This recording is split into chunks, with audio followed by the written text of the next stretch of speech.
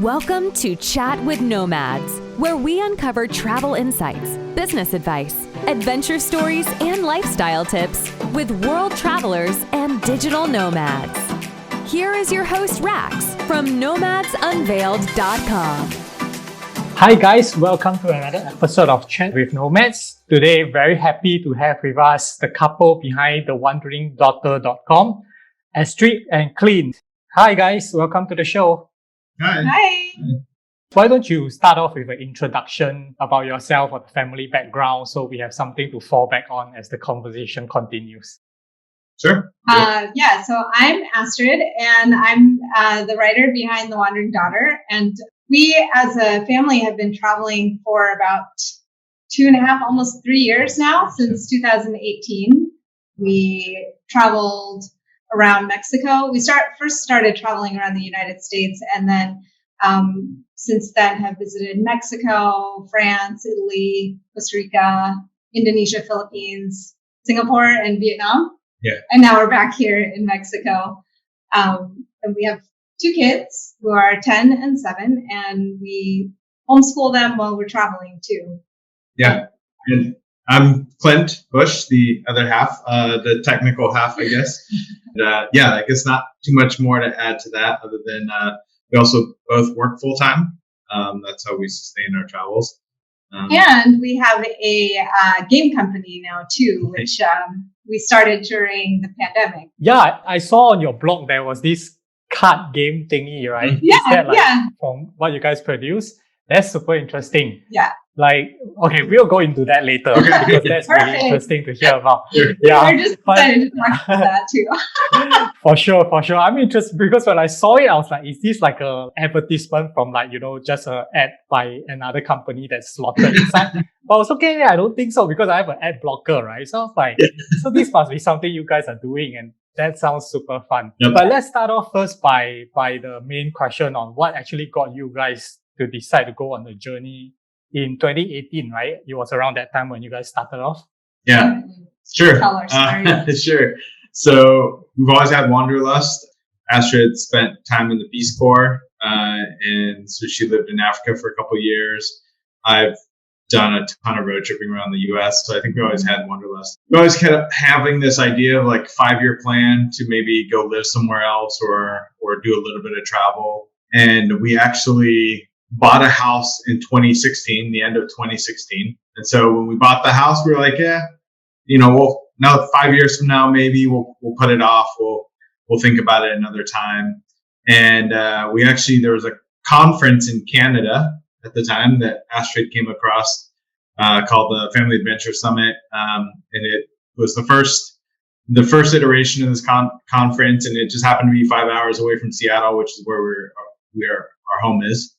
So we decided to go there over the weekend and check it out and hopefully just meet some people, but had no expectations other than that. Went to that conference, ended up talking to a ton of people about all the logistics required to travel full time. We weren't working remote at the time. Our kids were in public school. We had just bought a house a year and a half prior to that. This was 2016, yeah. Or 2017 was the one the conference was. Yeah. So, we just talked to a bunch of people, and then the 5-hour drive home back to Seattle, we're like, I think we can do this. so we came back, and that literally 7 months later, 9 months later, we had rented out our home, and we were jumping in the car to start our trip. Yeah, I think what was unique about the conference was I wouldn't even say it was a conference. It's just like a gathering of families that travel, and a lot of those families travel full time. And so we were able to talk to people that were already doing what we were doing and just get a better idea of like what their life was like. And that helped inspire us to get our act together and actually do this instead of just talking about it. Got it. So it's really like you guys already had the passion. I can already see you guys are thinking about it almost every day subconsciously at the back of your mind, but there was just a trigger that was needed for you guys to really take the step, right? And going for the gathering allowed you to see what others are doing, and you guys realized it's possible and decided to just go with it. Yeah, we just needed information on how to get started, and that the questions that we had, it's really hard to just post those questions in Google or whatever and try to find answers, but having actual people that were there that we could talk to, that was all we needed, really. And is the wandering daughter your only source of income, or are you guys still working on like full-time jobs remotely? Yeah, we're both working online. So for a while, I was doing freelance writing, and then last year I started a full-time job working for a nonprofit organization.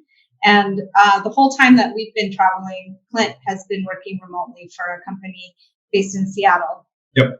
Yeah. So I've been working full time the whole.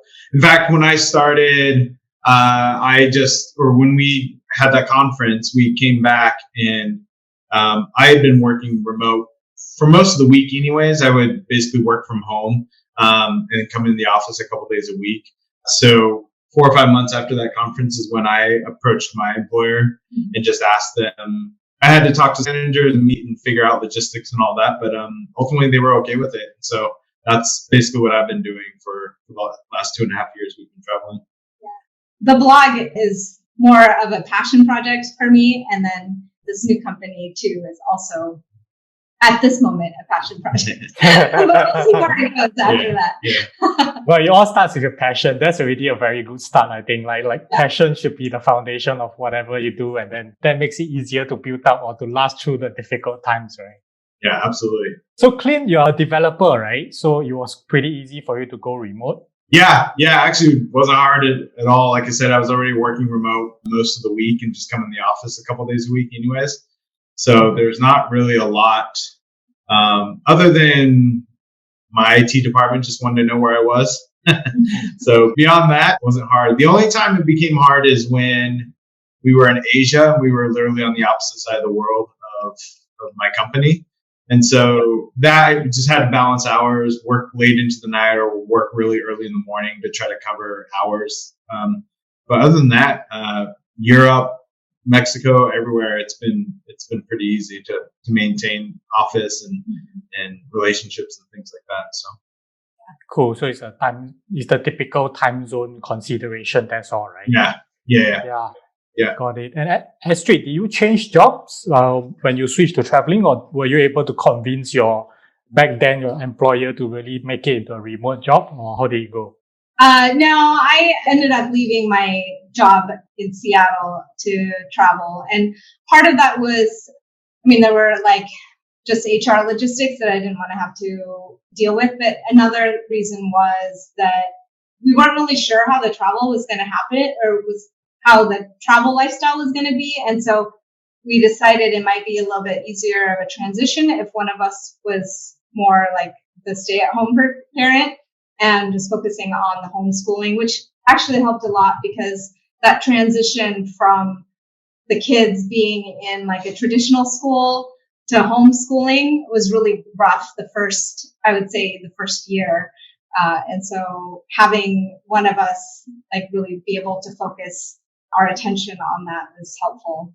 Now that we're both working full time, we've been able to split the homeschooling responsibilities between the two of us, and then the kids are more used to it and they can do a lot more independent study too. So it's a different homeschooling dynamic or learning dynamic, but it feels like it's more balanced. Yeah, it ends up being kind of where it's back and forth. So the schedule is kind of broken up. But it's not common, right? Because I find I've spoken to a few parents that are traveling with their kids, and I think most of the kids seem to grow up to be way more independent for sure. Yeah, it seems like it. Some of the parents that we've talked to that have grown kids, for sure, they kind of have this very independent spirit.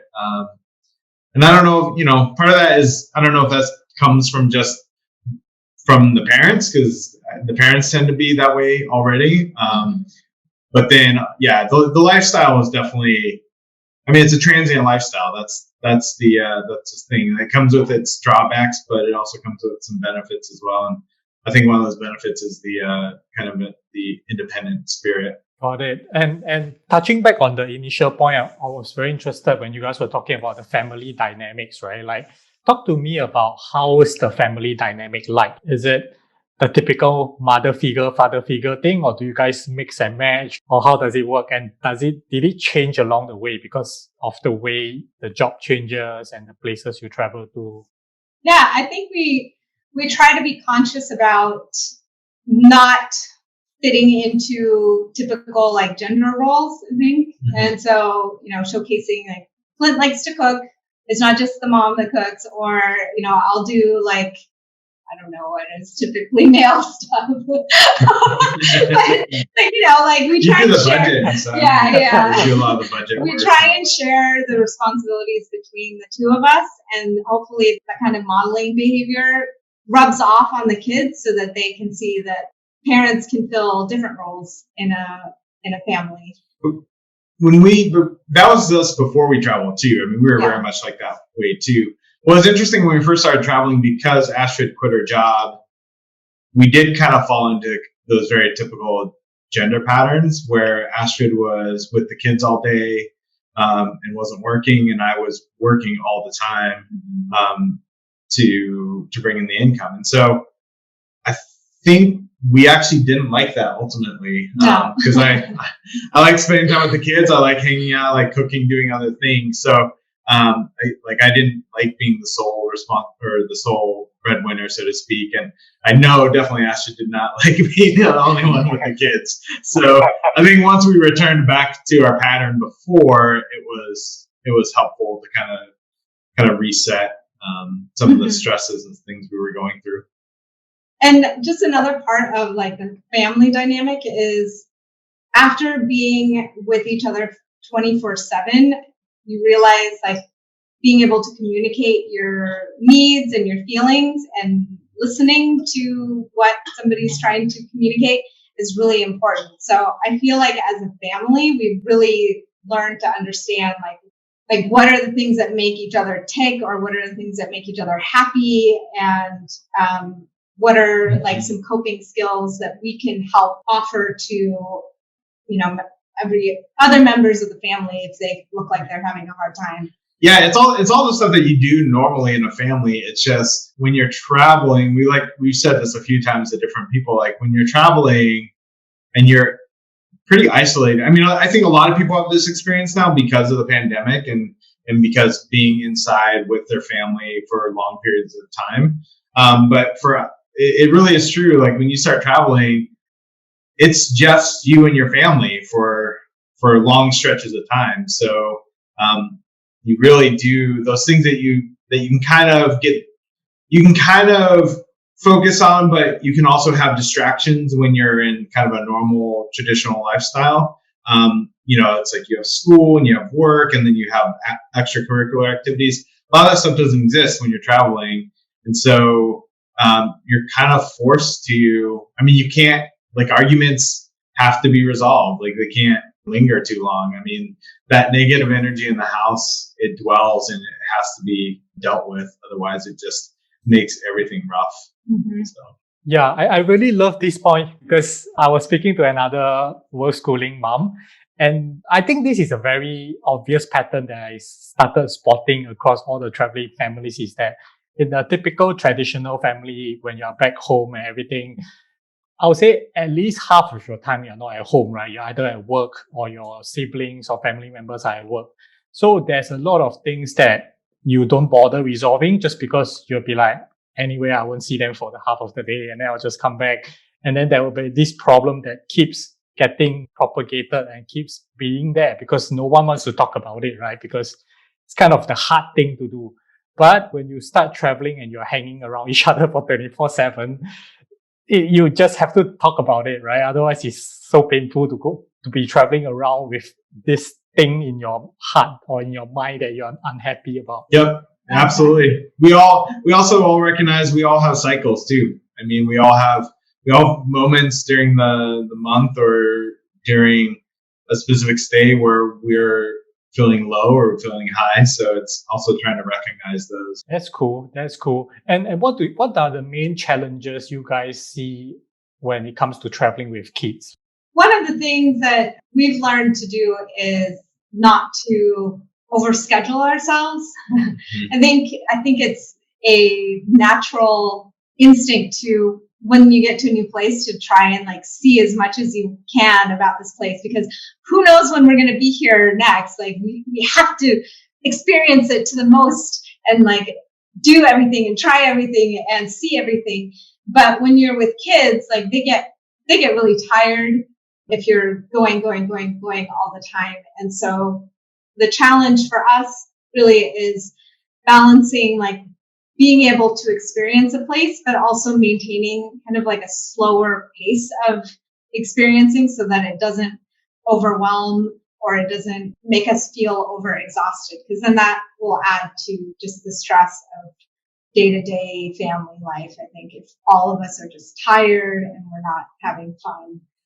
Yeah, so one way we try and keep that balance is to, when we do outings, we just do like one thing that day instead of trying to see like multiple things and squeezing it all in. We're like, okay, we're going to go to this park and that's what we're going to do for the day. We're going to hang out, or we'll go to a museum this afternoon, or, you know, here in Mexico, there are some ruins. So we'll go take a day trip out to some ruins in the morning, and then we'll come back and just hang out at the house. And we're okay with that because it helps keep us not feeling overexhausted.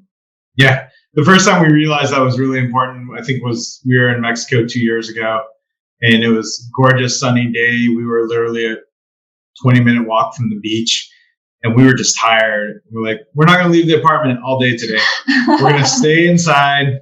We're not going to do anything. And we really needed that. I mean, just that downtime. So I think one of the classic challenges, I think most families we talk to that do this, is just the socialization aspect. Yeah. Not just for the kids, for the adults too. Like I said, it's just our family for long stretches of time. So we try to be intentional about planning to be places throughout the year that other people are going to be. And then it's really interesting because it is the complete opposite. So we go long stretches of time where it's just our family. But then when we have moments of socialization, it's very intense for 2 weeks or a month, where it's lots of meetups, lots of conversation, lots of hanging out, because generally those families are in the same boat. So it's really trying to get as much together time as you can in that short amount of time before you go your separate ways again. Yeah. Well, and this point is, I agree with you. As in, I hear a lot of challenges about this, and it's not just for kids, like you say, right? And it's not even just for parents. It's even for singles like me, like digital nomads in general, right? Building relationships has always been like a big challenge for us, just because of the way our lifestyle is and the way we move, right? But how do you guys do anything special to help the kids cope with, basically, I meet a new friend, but then after that, I have to say goodbye, and do they feel sad about it? Yeah, that's a great point. Yeah, we do actually. I mean, luckily, a lot of the families we meet tend to be doing the same lifestyle too. So one of the challenges too, we don't actually get to meet as many local families as we would like. And I think that's just part of the transient nature of this lifestyle. So I think that's one drawback.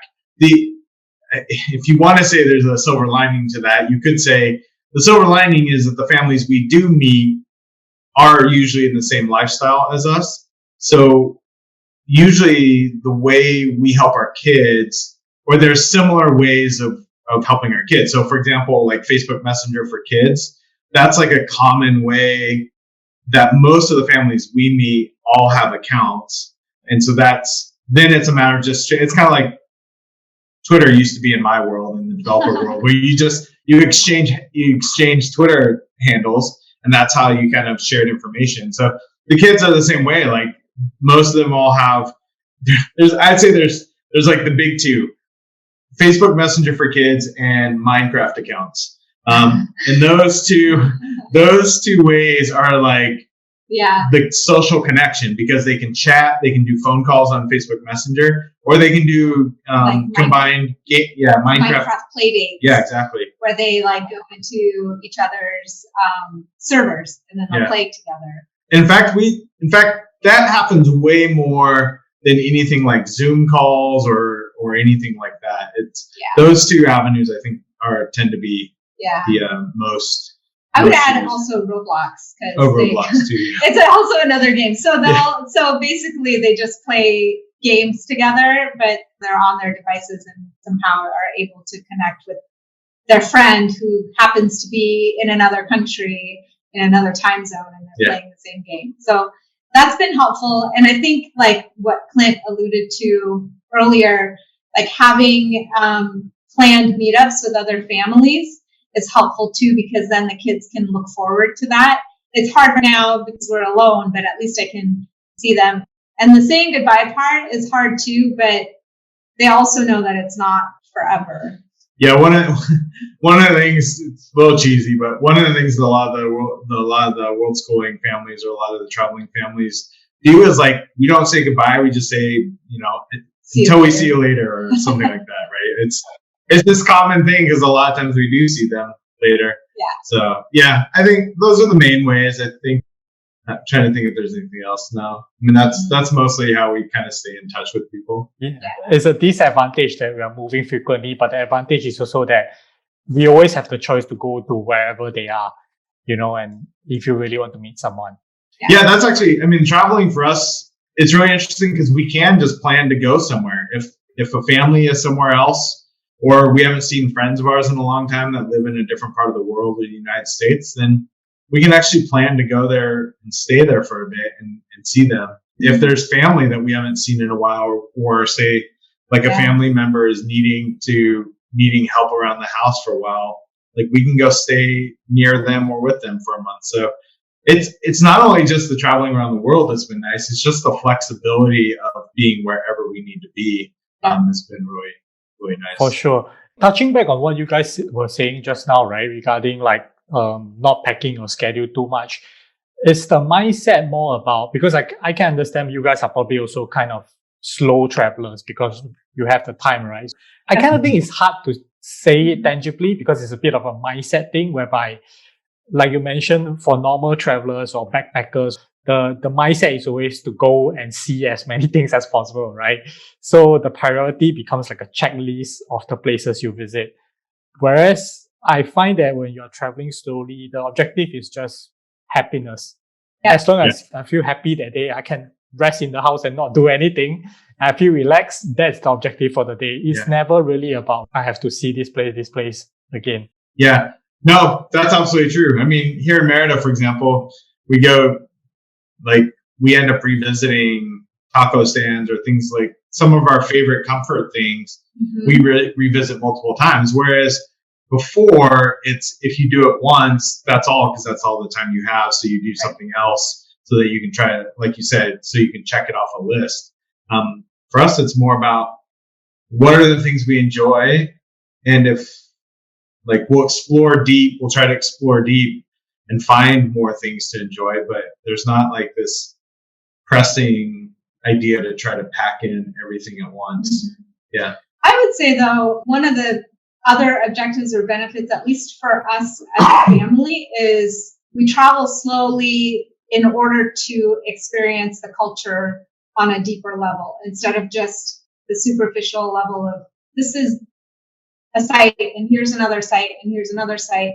We're visiting a market and we're seeing how local people interact and buy their everyday produce, or we're going to taco stand or something and just tasting like the different dishes. We get to try out different dishes or a lot more dishes if we travel slowly than if we're just here for one day and just doing a food tour of the highlights. So we get to relax and experience the culture a little bit more instead of just trying to get the highlight reel. The repetition is key there. I think it's one thing, like we used to do this too. We'd go into a market if we were just visiting there for one day and kind of get a glimpse of what it's like. It's the repetition. It's being able to go there once or twice a week at least and buy your groceries there, right? Or it's going to the same places where people get off work and they go eat dinner.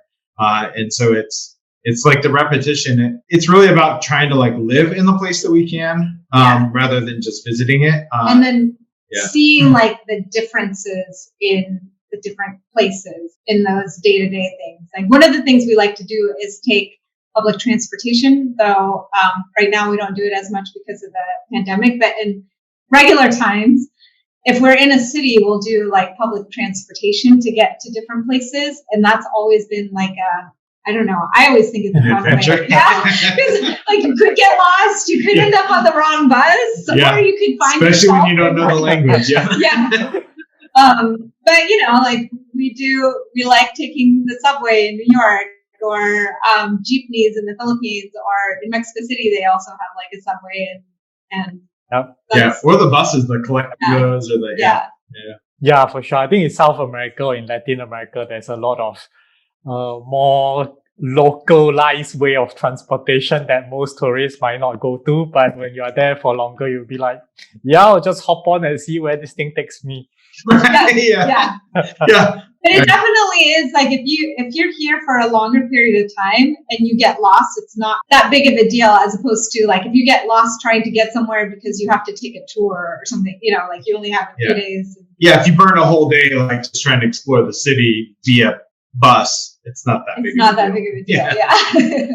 Yeah, I definitely get that feeling as well. I always say if you go to a place for 1 week versus 1 month versus 3 months, the experience is totally different. Right. Your focus, your mentality is also different, right? Yeah. Awesome.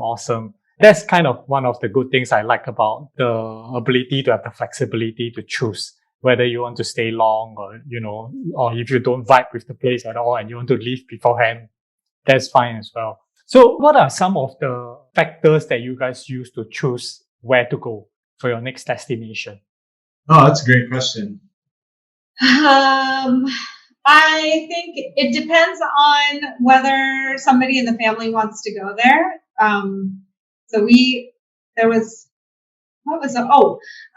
Before we left, we had the kids kind of choose 3 places that they wanted to visit or on our big trip before we like started traveling. And so each of the kids had like 3 places and we tried to visit all of those places, but there was one country that we didn't end up going to, and so we just replaced it with Vietnam. It was for my daughter because she wanted to go to China, but then we were just we convinced her to do Vietnam instead because like there might be some similarities in culture. Yeah, just the schedule and where we were at the time is just going to be hard to make it work. But then it ended up being a good thing because like we all ended up really liking that country. Yeah. And so one of it is like if somebody in the family wants to go, and then another is if there's somebody that we know that lives in that country, then that would motivate us to go visit them. And I think so we came back to Mexico. Yeah. So we've been to Mexico. We spent 6 months prior. We're back here for another 6 months. We're planning on coming again next year for another 6 months. We like Mexico because we like the culture. So now we're getting to the point where there's certain things that we like. We've recognized there's certain sides of the cities that we like. We recognize we really like being somewhere that's like warm. There's a number of things that we kind of check off the list. And we're starting to pick up Spanish more. So that's starting to play into some of our, should we go to Spanish speaking countries so that we can keep practicing Spanish and that. So it kind of ebbs and flows as far as how we choose destinations. But quite honestly, part of it now is also where can we get good country? Yeah. What countries are open because of the pandemic, what like visa situations. And for us also just, where can we have reliable internet, or at least backup internet? Like where can we get SIM cards or things like that? Yeah. The internet part definitely plays a big part. That one I can definitely understand. Yeah, but how important the things like not really safety, but more like how chaotic a country is factor into your plans. Like for example, obviously, if you go to places like India, it's obviously going to be way more chaotic, and having 2 kids with you who are actually not that old, right?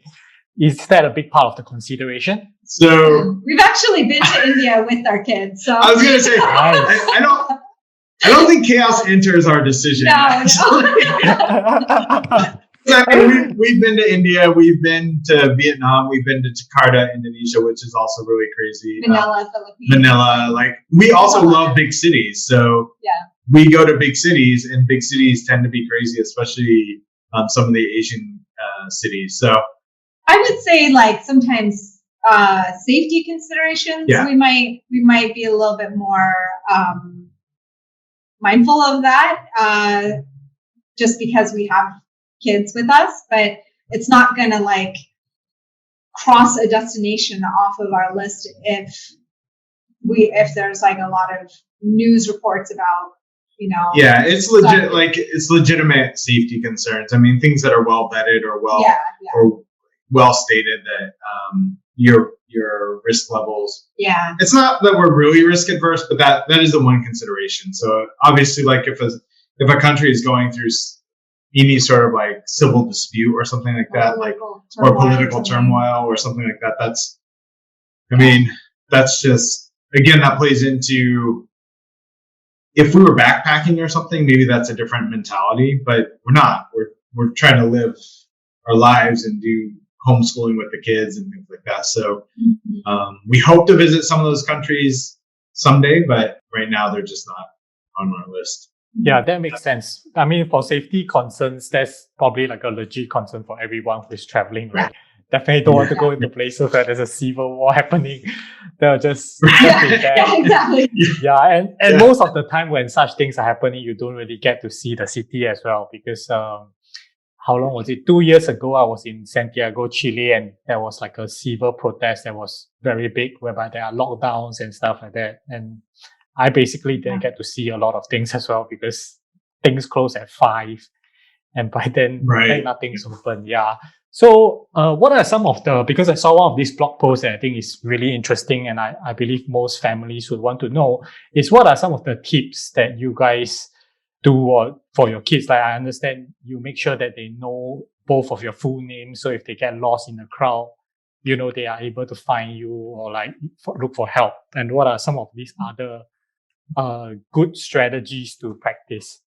One that we do, because we take public transportation a lot, is like have a plan of, okay, if we get separated, you know, if you're in the bus or you're in the train car and we're outside, get off at the next stop and then we'll take the next bus and come get you. Or if you get left behind, stay where you are and we'll circle back and come and find you. And that actually happened to us in Rome, Italy, where we were waiting at this really busy bus stop, and the bus arrives and we all get on the bus, and I look down and I can't find our son, and he was left all by himself. He was like 6 at the time. Yeah, he was all by himself in like at a bus stop in Rome, and we're just like trying to tell the bus driver to stop. And we finally, like, the bus stopped about a block away, and we just got off the bus and ran back to the bus stop, and he was just standing there crying, and there was a woman that was like trying to comfort him, and it was just like one of the scariest moments in our lives. Like, oh, we just lost our kid. So that's one thing that we try, and we just like try and make sure the kids understand like what the protocol is if we do get separated, you know? Yeah, I think the other thing is we're really big about, like, I wouldn't say fly under the radar, but just like don't make a spectacle of yourself. And so I think we try to convey that to the kids as well. I mean, even in the United States, when we're back home, like, just when you're in a crowd or something, you go with the flow. And you don't, and some people might find that not a good point, but that we like that mentality. So we try to just keep a low profile. And and that's also like, you know, theft prevention, right? Mm-hmm. You know, we obviously carry a lot of kind of expensive machinery and devices and stuff, and so we try not to flash it around while we're there, because that also happened to us during a trip where we got a bag stolen. So that's one thing that we try and teach our kids to, like, just try and be Discretion. low key about like the things that you have, because we don't want to be targets for theft. Yeah. Other than that, I mean, there's like physical safety things as far as heat, making sure we're hydrated and taking lots of breaks and things like that. But I don't think I don't know. It's not really, I mean, the one thing we found traveling around, it's not much different than when we are living in the city or go to other cities in the US. It's a lot of the same protocols you use in those cities to just make sure that you're safe. So for us, I think very similar.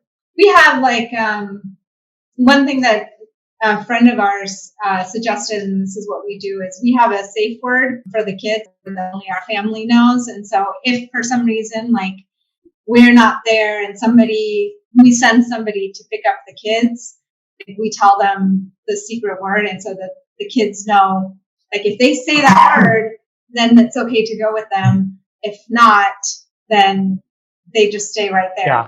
Oh, that's interesting, but that makes a lot of sense when you explain it that way. Yeah, because like I'm sure like child kidnapping and stuff is common in some places, and you definitely don't want that to happen, right? That's like the worst case. Yeah. Fortunately, we've never had that happen to us, so because our kids are still with us, but like we've never been in that situation, so that's good. I would say another thing, and this is not so much safety, but just like respect, cultural respect, is just whenever we get to a new place, like learn how to say basic phrases like hello, thank you, please, goodbye, just so that it's not like we're those types of travelers that are like, why can't everybody speak English, you know?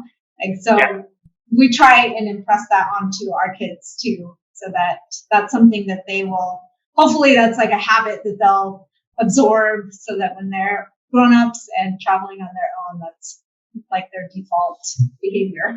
Sometimes that's easier said than done, but yeah, we definitely make an effort in every country we're in. We definitely, when we were in Italy, we had a hard time. When we were in Vietnam, we had a hard time.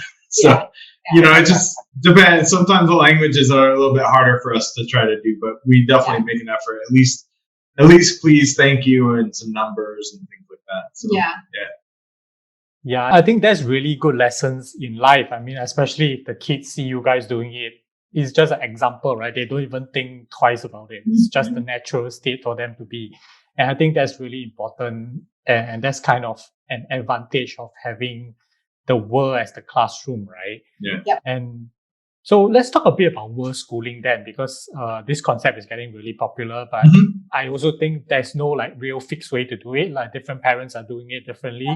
And you guys have like very naturally touched on the human aspect of it, or the life skills and the respect to have for other people that's imparted to your kids. But do you guys look at other areas in terms of academics or other thoughts and mindsets that you actually want to pass on to your kids?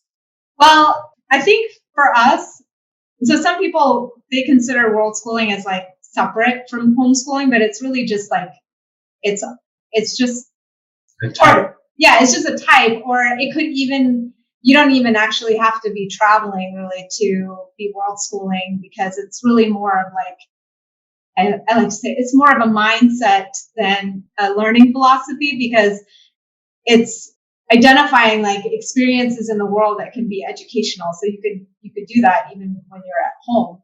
So when it comes to us, like teaching our kids, there are certain like topics or subjects that we do because it's, you know, like that's just a fundamental learning skill. So we do math, and it's not really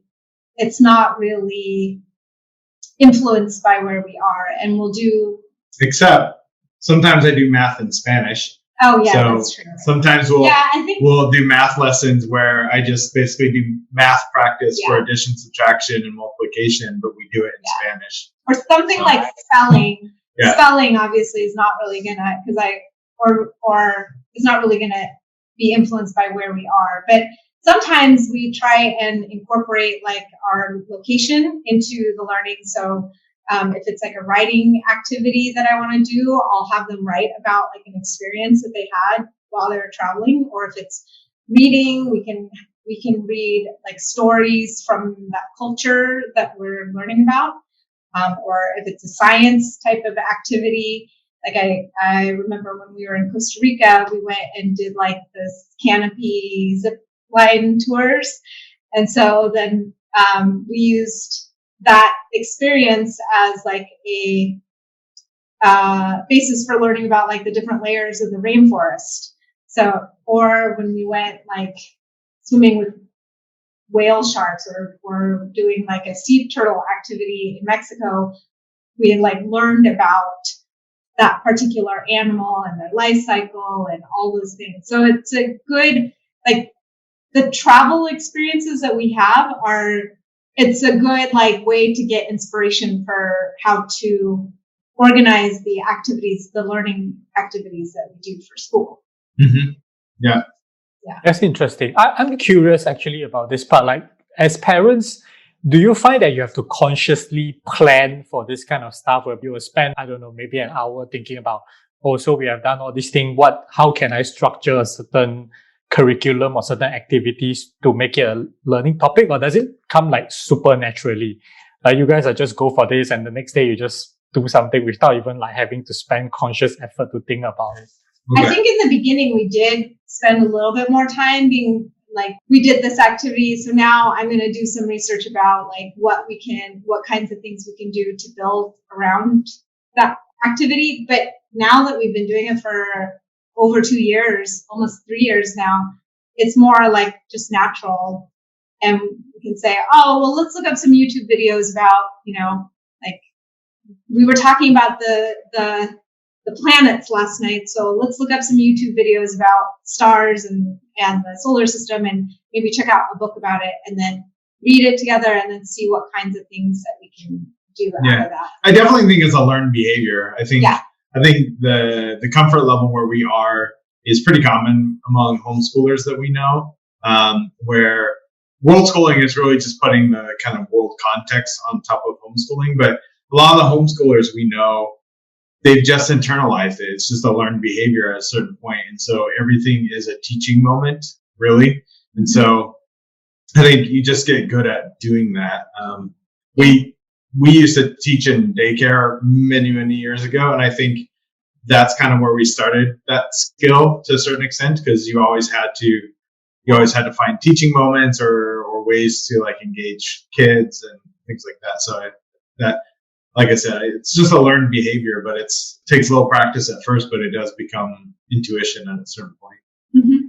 That's interesting. So does digital content play a big role in the thing then? Because I reckon it's harder to get physical copies of things that you want to do, right? Yeah.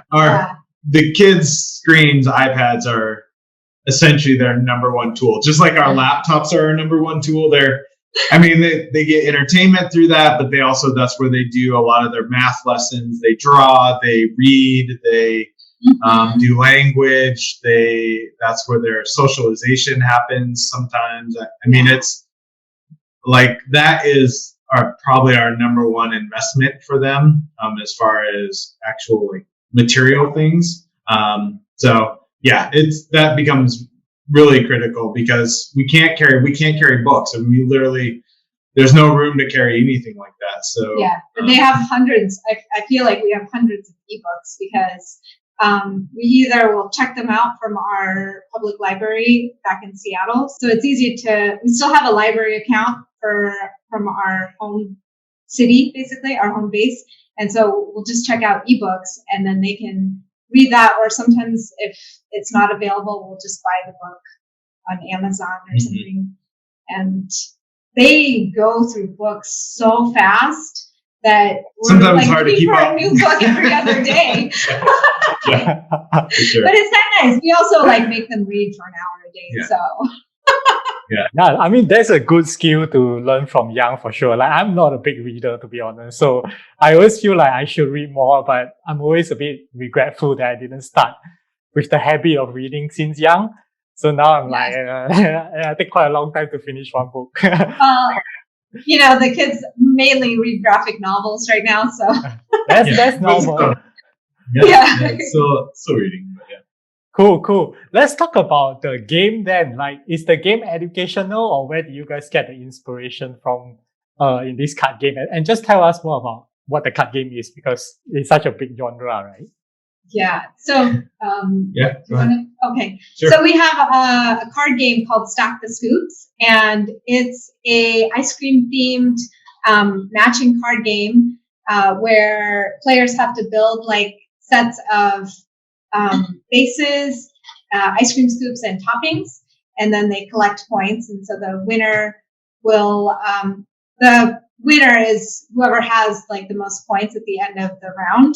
But then you can also get double or triple scoop cards, which will double or triple your score. So there's like a math element to the game because the kids can practice like addition and then also simple multiplication, 2 times tables and 3 times tables. And it's a good educational game, but it's also fun for families with kids of all ages. Yeah, so we're big. We love card games. I mean, that's one of our, even before we start traveling, that's one of our things.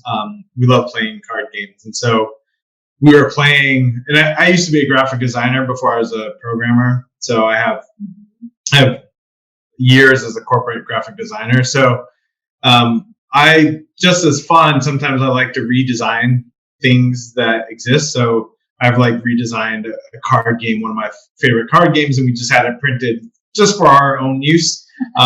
So we were in Vietnam actually playing that game, and this was during the pandemic, like when it started, right? And we weren't able to leave the country yet. Yeah, so, and we were, and I think they had just locked down the city, so we weren't really able to do a lot of things. So we were playing a card game, and then I just made the comment of like, it would be fun to just design another card game, or redesign another card game. And so then I just asked my daughter, I was like, so what's an idea that we have? And so we literally just started brainstorming an idea. And then we told Astrid about it later that night. And she's like, oh, let's build it. Let's just design it out and build it.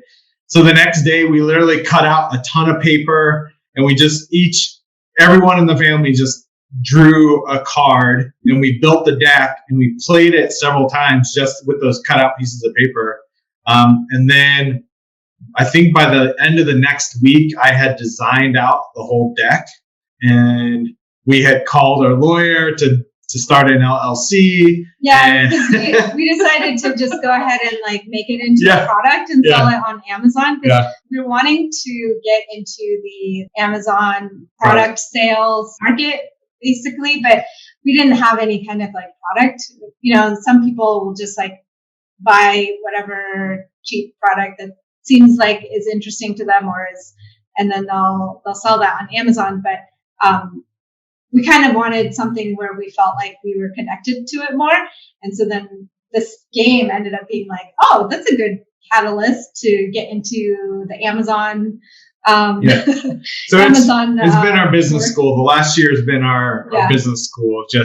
So basically we were still in Vietnam though. So we had to wait till we come back to the United States to get the printing and ship and all that. And then, we just ordered, we did a beta run where we sent it out to some friends and family to try playing it. We made some changes off that, and then we ordered a batch, and we've been selling since July last year. So we just sold like our 500th game this week. Whoa! Yeah, congrats! Yeah.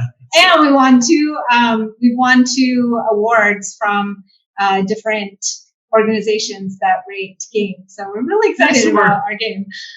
So it's coming along. That is super fast. The way you guys went from ideation to coming out with the prototype to designing the full card is like super duper fast. You're saying like by the end of the night, and then the next week we were already having the cards. I was like, what? Like, seriously? Yeah. Well, see, this is what happens when you're, in lockdown and everybody, you don't really have anything else to do. That's true, but it sounds like a super fun process. Like the way I hear you guys talk about it, it's like so natural for you to do it. Even it doesn't even feel like you guys were working or anything. Yeah. And what was nice was our kids were involved in it too, because our daughter helped design the game, and my son, he provided feedback too for the game, but he also was the inspiration for the name, or he gave us the inspiration for the name, Stack the Scoops, because we were trying to figure out like, what is a good name for it? And he's like, we like scoops. I'm like, okay, something to do with scoops. So, awesome. so then it really feels like a family business, and the kids get to see like all of the ins and outs of what we're doing, and they feel pride in the awards that we get or like the sales that we get and stuff too. So Yeah. Designing the game is already a very good like brainstorming process that is both fun. So it's like an integrated learning thing. And I reckon if you really keep the business going and they get involved, then they are learning a bit of the financial side of it, and this kind of stuff is like really valuable to learn when you're young because not many kids get that opportunity as well. Yeah. Yeah. Maybe you can even digitize the game, right? Then you don't have to think about printing and then you can sell it off as like a digital thing. I know we're trying to figure out how to make it into an app. Yeah, I mean, the programmer is there, so. Yeah. Well, one thing at a time. Awesome.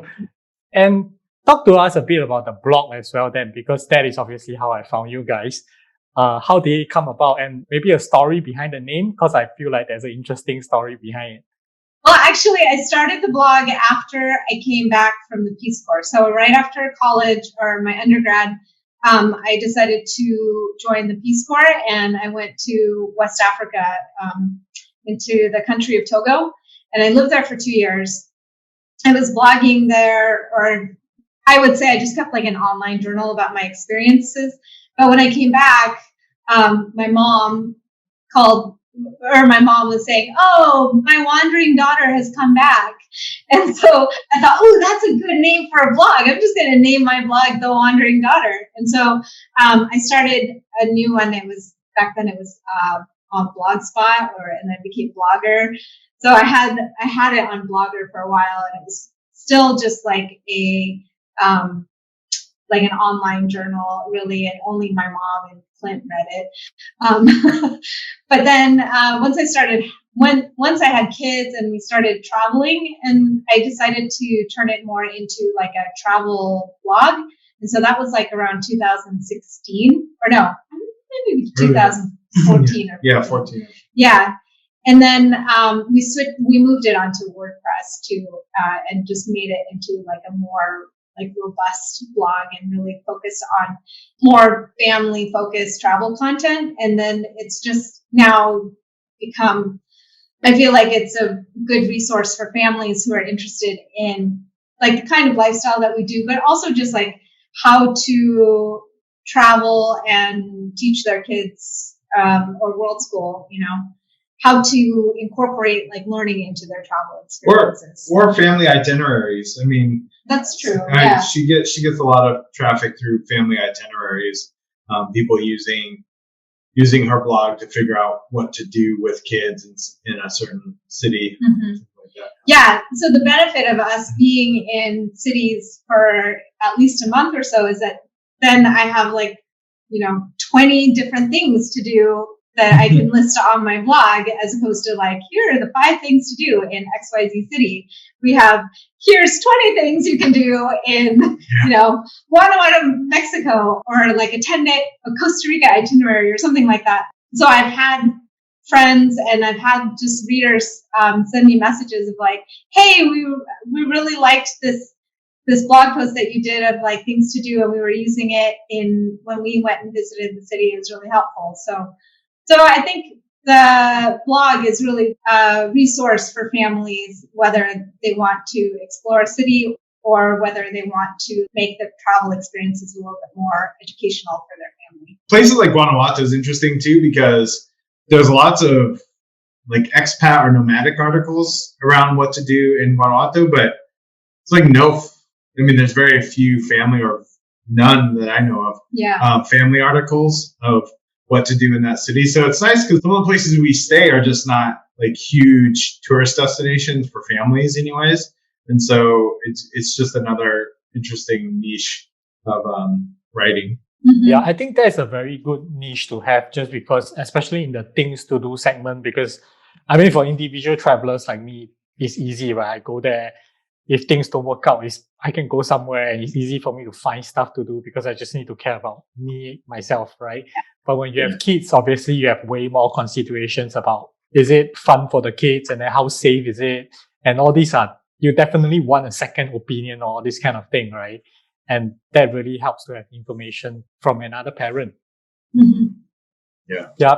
Let's talk a bit about the remote source of income, because like you guys were saying, you're looking to move into the Amazon space, which is obviously one of the common channels that certain nomads use to build remote income.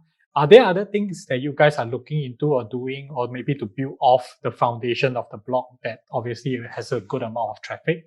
I think one of the things that we've learned, and a lot of other families will probably echo this too, is just having diverse sources of income, because you can't really rely on like one source. Now we both have full-time jobs, but again, like you don't know, no one really knows if they have like job security and stuff.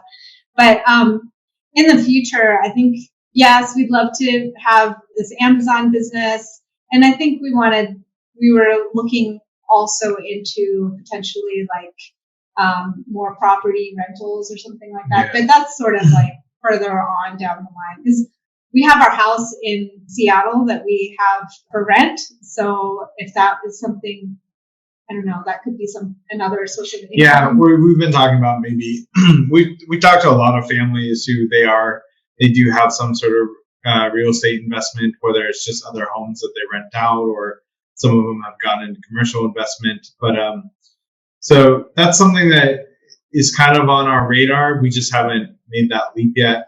We're still kind of in the learning phases of that. We're definitely the Amazon stuff and just e-commerce in general and product development. I think that's kind of our focus right now, beyond the working full time. I tried going full time, not full time freelance, but I tried doing freelance more at scale and trying to support myself that way. And I just realized I don't really have the mentality for that. For doing that kind of thing. So I actually enjoy working full time for a company, and then it's nice to work on this product because it's completely different than what I do in my day job. So it's a nice like outlet, and we can pour our passions and learning about product development and stuff around that. It doesn't feel like it's a continuation of my work that I do during the day. So I actually really enjoy that aspect. But it's funny because it's one of the conversations we always have with lots of people. I love talking to other families about what they do for work, or what they do for income, because it's really diverse as far as what people do. We know photographers, we know podcasters, we know bloggers, we know all sorts of people that do all sorts of things. So we even know a chef. So yeah. And I think every family is different too, in that it's not always that they're traveling and supporting themselves while they travel, because sometimes there'll be families that like work intensively for a period of time, and then they take off and they travel for a short period of time, or like a few months or something, and then they come back and then they work again and then they travel. Or another family that relies a lot on like miles and points to travel and do that. And so I feel like that's a job in itself. Yeah, it is. but like the benefits are helpful in that sense. Yeah, we know families also that half the family travel. So half the family will stay back and they are working while the other half of the family travels, and at some point they'll meet up with them. But that's actually really common that we've seen as well, where half the family will work and usually like one parent will stay back and work and the other parent takes the kids and goes and travels. Okay, that's interesting. I haven't heard much about that as well, but that sounds like an interesting model as well, and it might work. But I definitely do agree with you guys on I think the pandemic has caused a lot of people to rethink about the income strategy, because now we are sure like not even having a stable job is really that stable, and certain sources of income can just disappear overnight because of like events like this, right? Yeah, and I also do see the fun in trying to explore different things, especially it's really following like what you think you like to do and then trying it out. And then as you go on and learn about it, it gets interesting. So that's all fun as well. So to close off, if there are families looking to go into the lifestyle, but obviously have a lot of concerns about what's going to happen and the uncertainty behind this whole lifestyle, right? What are some advice that you have? Well, I would say there are lots of groups out there and tons of Facebook groups of people. I mean, there's Nomad Facebook groups, there's expat Facebook groups, and that inevitably in those groups, there are families that are doing that. So it's easy to find people. There's also a lot of Worldschooling groups because that methodology is growing in popularity. There's a lot more Worldschooling blogs and Worldschooling groups on Facebook, etc.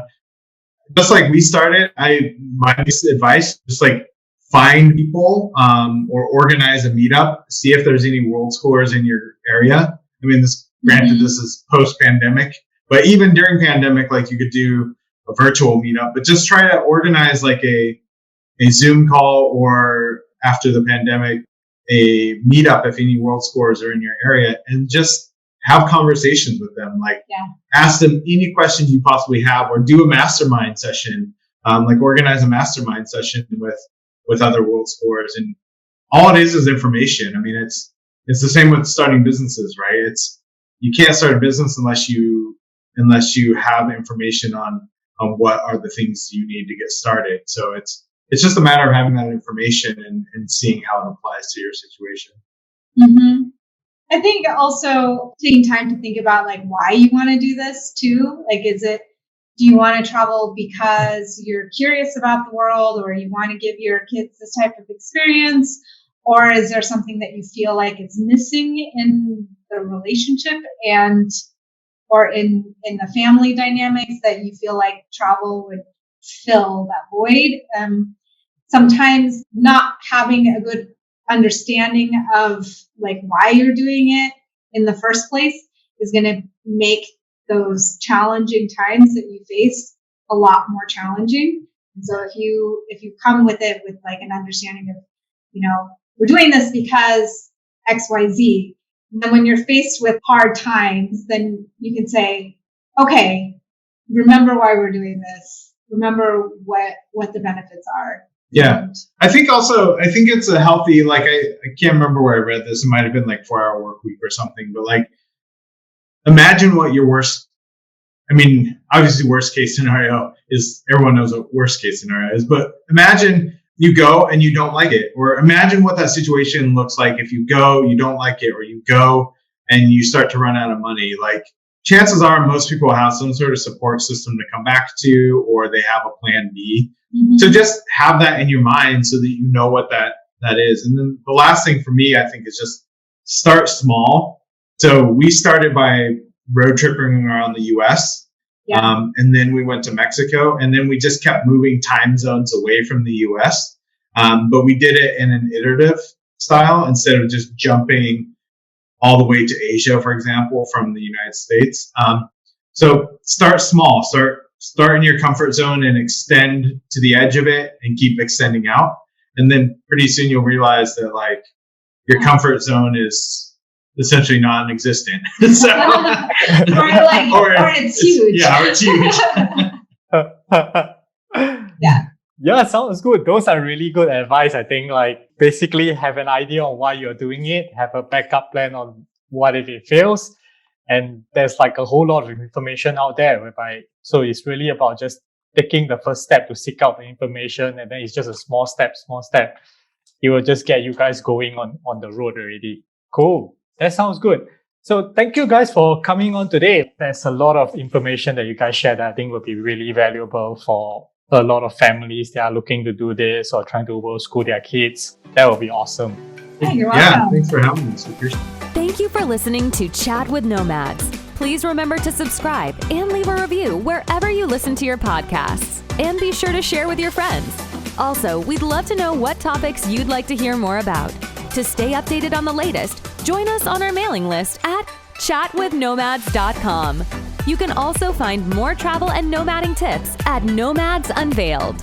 That's NOMADSUNVEILED.com. Start living your dreams today. We'll catch you in the next episode.